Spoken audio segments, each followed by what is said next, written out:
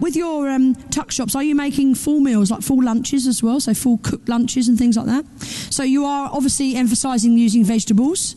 So you would definitely want to be using a slicing machine. If you were doing 100 to 200 portions, you wouldn't want to be cutting it all by hand, right? So you'd want to be putting your onions through, your carrots through the machine. So that would be pretty good. Faye, do you want to come and show the little whirligig machine that you've bought? Faye will show you her contraption, which is this beautiful thing to make this lovely spaghetti out of raw zucchini. You've probably seen this before, but it's really cool. And you can just quickly blanch that if you want to soften it and serve that with your pasta sauce. I don't think, sometimes kids might not even know that's what they're having, but you can get some more extra veggies into that meal. And in the bolognese sauce, you can probably get 5 or 6 different vegetables in there as well. Kind of hidden up, you know what I mean? Bit of extra stuff. It's called Faye's machine. It's called a turning slicer. A turning slicer. And Look, it's coming out. Woo. You can't have a bowl. I've only got one bowl for all of this, Faye. One bowl. It's fantastic. If you haven't got one of those, you could use a peeler to peel down the... Don't keep peeling in the same bit. Move the zucchini around and peel little shreds off with one of those, like a little commercial peeler. Look at that. It's fantastic, isn't it? Look at this. So if you put carrot and zucchini together, just quickly blanch it, put it into some boiling water. Or if you haven't got a cooking area, get a kettle, put it over the top, let it sit there for a couple of minutes and drain it, and it just softens it a little bit. So you could serve that next to, a nice braised dish or whatever else you serve. So have you got access to one of these sort of things? Yeah. Do you use the whisk attachment? You can use a whisk attachment. The only thing is the whisk attachment is really fast and fierce. You put it in a bowl of cream and turn it on and you're covered. All right, this is fabulous. See how it's got the blade? I don't know if you can see that in there. It's got a blade underneath. The blade pushes the potato around and up through the grill. It's fabulous. Look. Can you see it in there? How cool is that? That is pretty good, isn't it? Because it works on the whole not mashing the potato too much, mixing it and pushing it up through the sieve. I quite like that. And it's done, by the way. Look. That is really good, So if you wanted to do that, and I don't know what sort of potato dishes you would do, if it's a side or if it's the top of a cottage pie or a shepherd's pie or something like that, that would be really good because in the shepherd's pie base with the really nice mince, you can add all the extra veggies, can't you? You get some celery and carrots and onions in there, get a bit of broccoli cut up, hide it up, a little bit, and some peas in there. They're going to get their 4 or 5 veggie servings in that one thing, and they've got the potatoes on the top. Put some herbs through that as well on the top, put it in the oven. Love it. Now, I understand you're not all going to make chicken stock. Let's all be honest here. We're not all going to make chicken stock at 4 o'clock in the morning, right? All right, so you're going to have to, at some point, make a decision. Are you going to have to use a powdered stock or are you going to use water? Let's be honest. One of those decisions has to be made. If you are using powder or you are using a stock that's made, check the salt content. Make it very, very weak. Replace some of it with some extra water if you can, okay? If you can make a veggie stock, brilliant, Get some carrot and onion trimmings and some celery and leek trimmings with some water, a few dry spices like, maybe a bay leaf or 2, a cinnamon stick, boil it up. It's better than adding water in it. Even if you were to drain off some of the veggie water that you boiled your veggies in, keep that. It's so much better than putting a great handful of powdered stock into something, isn't it? So just think about that. And putting extra fresh herbs in and fresh seasonings in, you might get away with only using water in a pumpkin soup. You can make almost like a main meal soup, can't you, with potatoes and vegetables, and maybe try out some barley and things like that in it, and maybe put some lentils in to get that thickness, because remember those legumes are full of proteins, and you get some fibres in there as well, and very complicated carbs, which means it's a low GI and the kids are going to have more energy. What I want to show you next is pretty much a microplane. Now, have you all seen or ever had one of these in your possession? I use this to do my lemon zesting, and that's really lovely if you want to put a little bit of lemons into your soup or salads or whatever, and lime. And I also use mine for a little bit of cheese grating as well. So take that mashed potato on top of your cottage pie, put a little bit of Parmesan cheese and some dried herbs on the top, make it special. So they feel like you're getting something a little bit nicer than just a pie, With the graters, let me show you my lemons and my oranges. What we tend to do with this is you can, two ways of doing this. You can just run it backwards and forwards over the lemon and get your little zest like that, or I tend to do this one, and I tend to nearly always take off my thumbnail. I'm talking to someone, I say, I better give that a trim.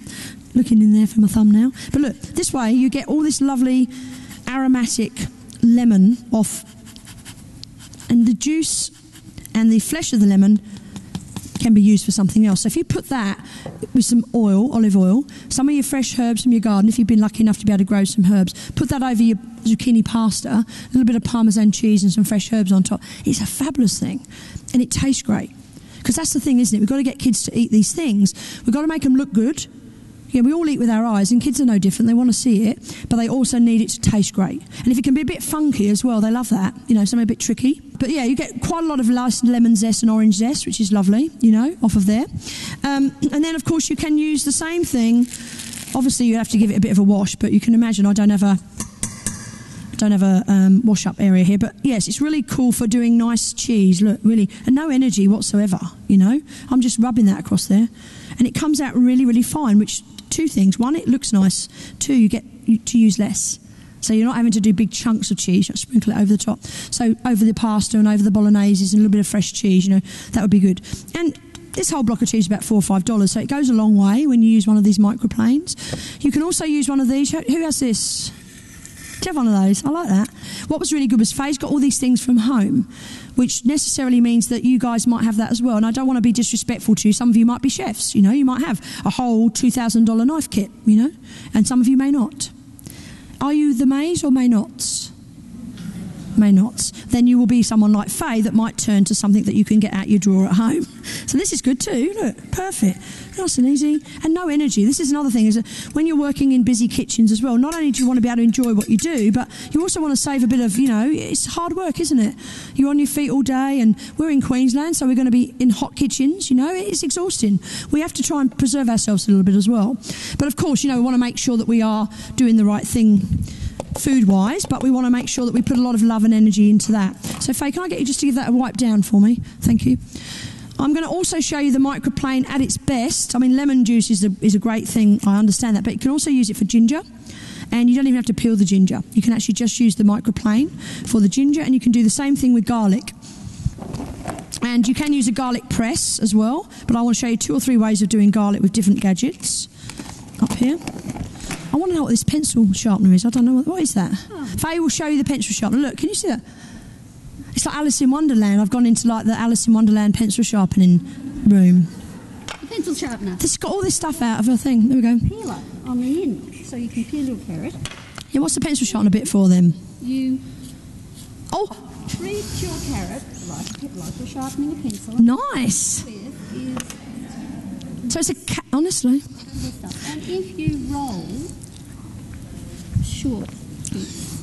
Oh, I put one of those on the salads. And oh, look at that. It's beautiful. Honestly, Faye, you're a treasure, I tell you. Flowers. It was a carrot sharpener.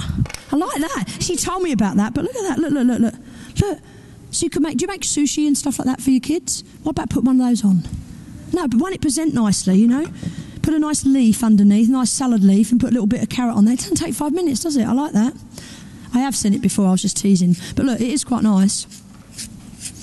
Go to school for years to learn how to do this. She's got all these things. You wait to see the tomato cora. It's fantastic. It's fantastic, she is.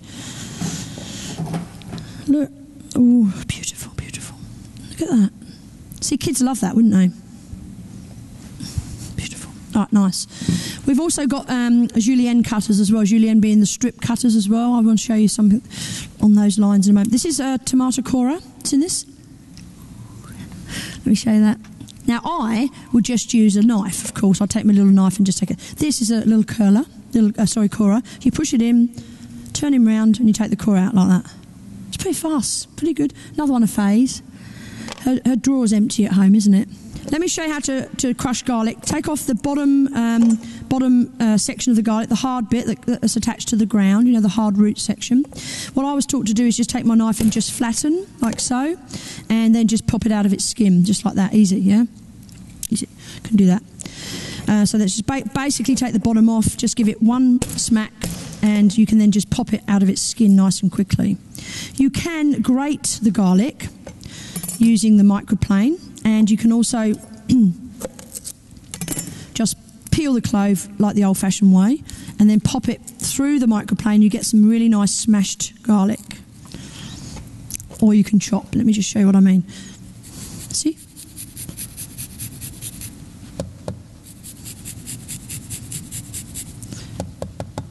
So it's really good for that. And also with ginger, you don't even have to peel the ginger. You can just...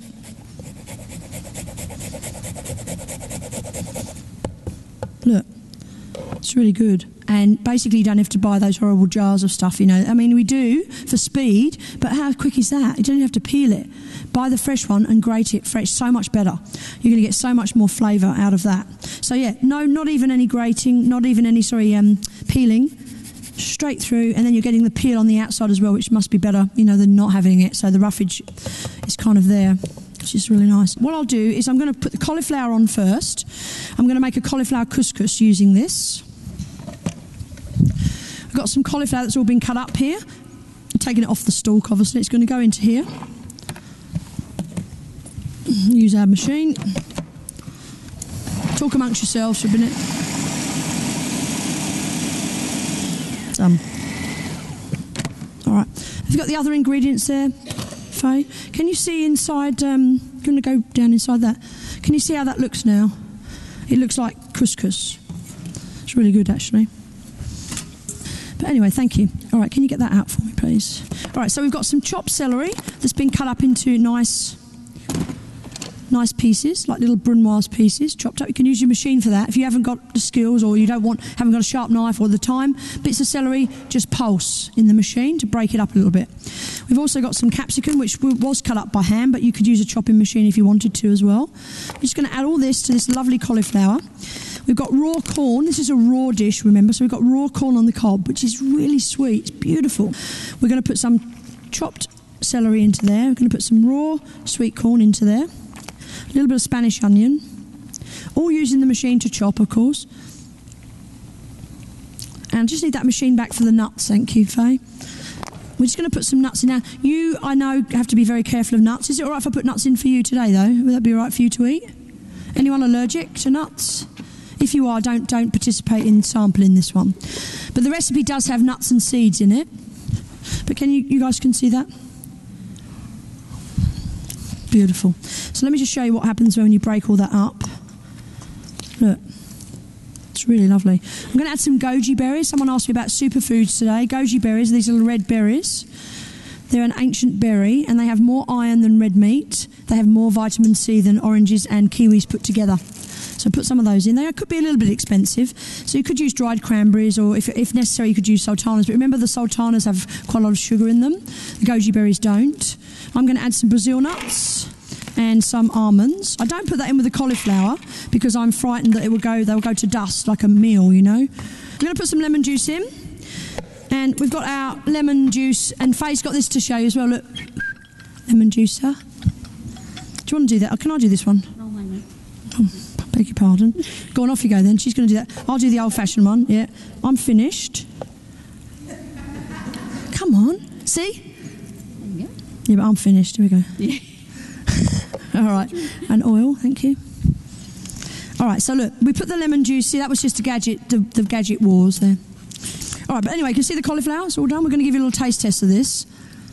Really nice. Now, that would be really nice up against one of your dishes that you would serve normally with rice, or you'd normally serve it with pasta, maybe. Do you think the kids would eat that or not? All right, here's some of my herbs. Got fresh mint, coriander and flat leaf parsley. I'm going to put a little bit in there. That needs to have the nuts taken out. Put the blade in and put the nuts back in. Thank you. It's a safety feature, of course. So coriander and fresh parsley. Just going to put that in at the last minute and then we're done. All right, so look, now we've finished that, I might dish that up into a nice bowl and then we'll give you some taste tests when you come up. Beautiful. Other things I've got here, things like plastic scrapers and garlic presses and all sorts of wonderful things.